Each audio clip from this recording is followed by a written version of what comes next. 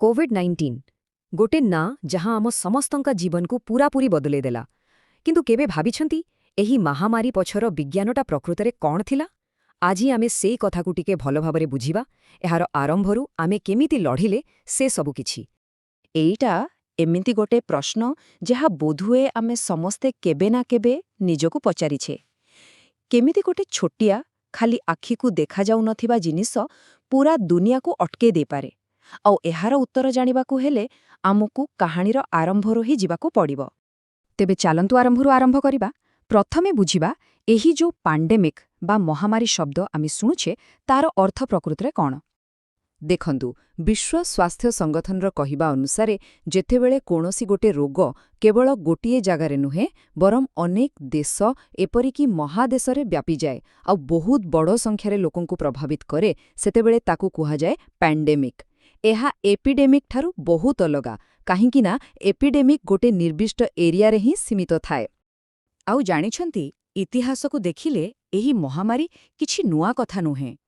14 ଶତାବ୍ଦୀରେ ଯେଉଁ ପ୍ଲେଗ୍ ଆସିଥିଲା, ଯାହାକୁ ବ୍ଲାକ୍ ଡେଥ୍ କୁହାଯାଏ, ସେଥିରେ ପାଖାପାଖି 20 କୋଟି ଲୋକଙ୍କ ଜୀବନ ଯାଇଥିଲା। ବସନ୍ତ ରୋଗରେ ତ ଆହୁରି ଭୟଙ୍କର, ପାଖାପାଖି 50 କୋଟି। ଆଉ 1918ର ସ୍ପାନିଶ ଫ୍ଲୁ, ସେଥିରେ 5 କୋଟିରୁ ବି ଅଧିକ। ଏ ସଂଖ୍ୟାଗୁଡ଼ିକ ଖାଲି ନମ୍ବର ନୁହେଁ, ଏହା ମାନବ ଇତିହାସର ସବୁଠୁ କଷ୍ଟଦାୟକ ସମୟର କାହାଣୀ କହେ। ଠିକ୍ ଅଛି, ଏବେ ଆସିବା ଆମ ମୂଳ କଥାକୁ। କୋଭିଡ୍-19 ପାଇଁ ଯେଉଁ ଭୂତାଣୁ ଦାୟୀ, ସେଇଟା ପ୍ରକୃତରେ କିଏ? ଚାଲନ୍ତୁ ଦେଖିବା କରୋନା ଭାଇରସର ପୂରା ପ୍ରୋଫାଇଲ୍, ଆମ ସମୟର ଏହି ମୁକୁଟ ପିନ୍ଧା ଆକ୍ରମଣକାରୀ। ଏହାର ନାଁ କରୋନା କାହିଁକି ହେଲା ଜାଣନ୍ତି? ବହୁତ ମଜାଦାର କଥା। କରୋନା ହେଉଛି ଗୋଟେ ଲାଟିନ୍ ଶବ୍ଦ, ଯାହାର ଅର୍ଥ ହେଉଛି ମୁକୁଟ।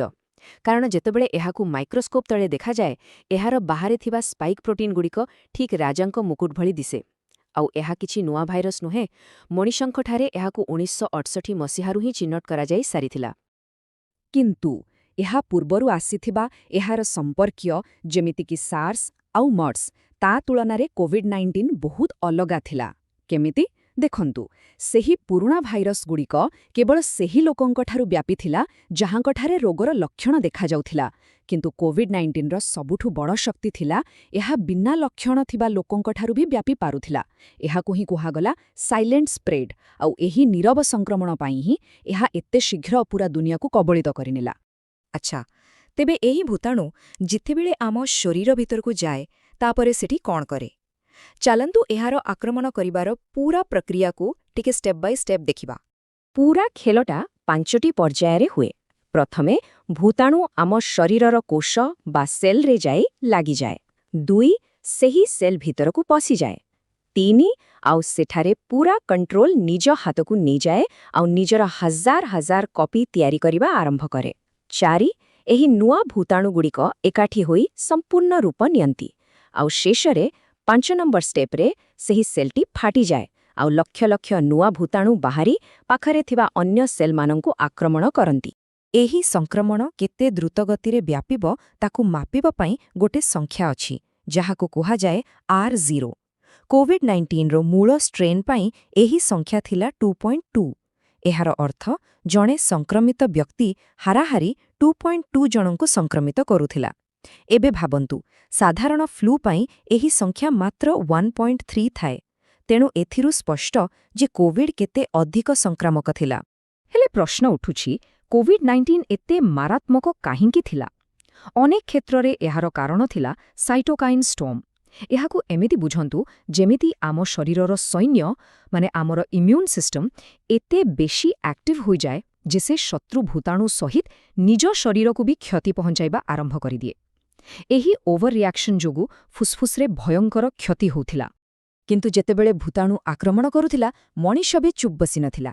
ଆମେ ବିଜ୍ଞାନ ଆଉ ରଣନୀତିକୁ ଅସ୍ତ୍ର କରି ଏହାର ମୁକାବିଲା କରିବାକୁ ଆଗେଇ ଆସିଥିଲେ।